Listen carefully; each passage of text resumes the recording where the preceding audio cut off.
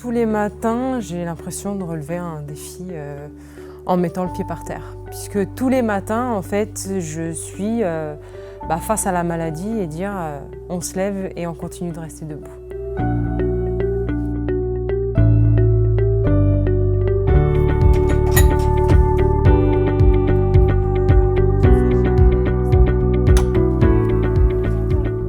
Je m'appelle Gwendoline, donc je vais avoir 31 ans dans 2 semaines. J'ai un petit garçon qui a 5 ans. J'ai été diagnostiquée sclérose en plaques en octobre 2013, suite à une poussée en fait, au niveau des yeux, avec diplopie et paralysie muscle 4 et 6 de l'œil droit.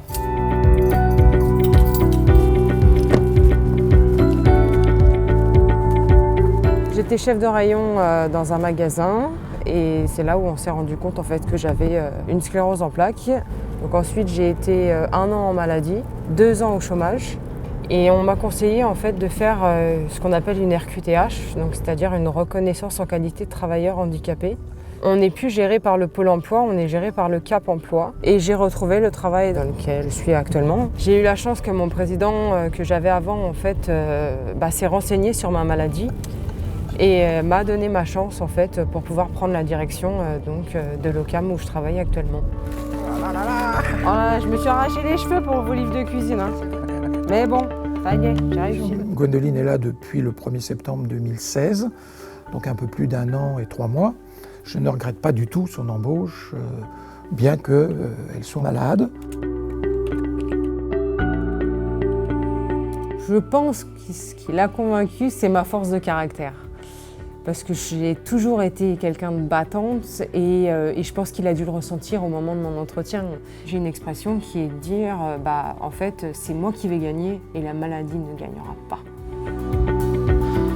Salut Nadie, ça va? Oui, ça va.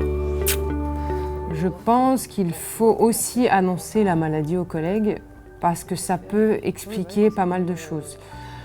La fatigabilité de la maladie, elle est là chez toutes les personnes atteintes de la sclérose en plaques. Il faut savoir qu'on est 100 000 en France, 100 000 scléroses en plaques différentes, une poussée toutes les semaines, une poussée tous les 3 mois, une poussée tous les 10 ans ou pas du tout de poussée. Me concernant moi, je me sers de mes bras, je me sers de mes jambes. Je n'ai pas besoin d'aménagement de poste à l'heure actuelle. Et il faut que ça continue comme ça. Bon, là il est midi, donc là il faut que je me dépêche parce que j'ai kiné.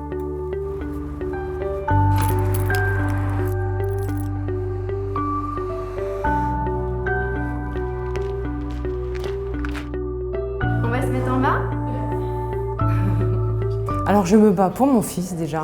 C'est vraiment ma locomotive pour pouvoir avancer et puis rester sur mes jambes. Il est vrai quand même que j'ai la chance d'avoir un conjoint qui a prévenu en fait son employeur. Et lors de son entretien d'embauche, il a négocié en fait un aménagement de poste pour les fois où j'aurais des problèmes de santé ou une poussée de la maladie. Donc c'est vrai que c'est très important d'avoir des aidants autour de nous.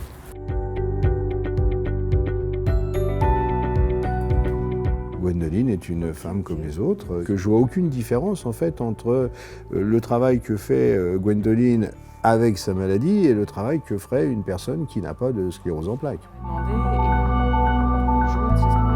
Déjà, c'est difficile de prévoir quelle sera l'évolution et la réaction de Gwendoline par rapport à sa maladie. Depuis qu'elle a repris un travail, je pense que ça lui a, en tout cas moralement et même physiquement, je pense que ça lui a fait beaucoup de bien.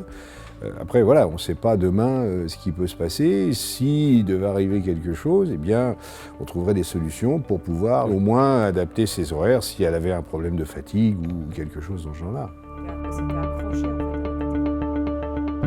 Je pense que la chose qui pourrait nous aider, ce serait une meilleure connaissance de la maladie. On parle beaucoup de maladies, mais on ne parle pas beaucoup de la sclérose en plaques. Donc ça reste une maladie méconnue.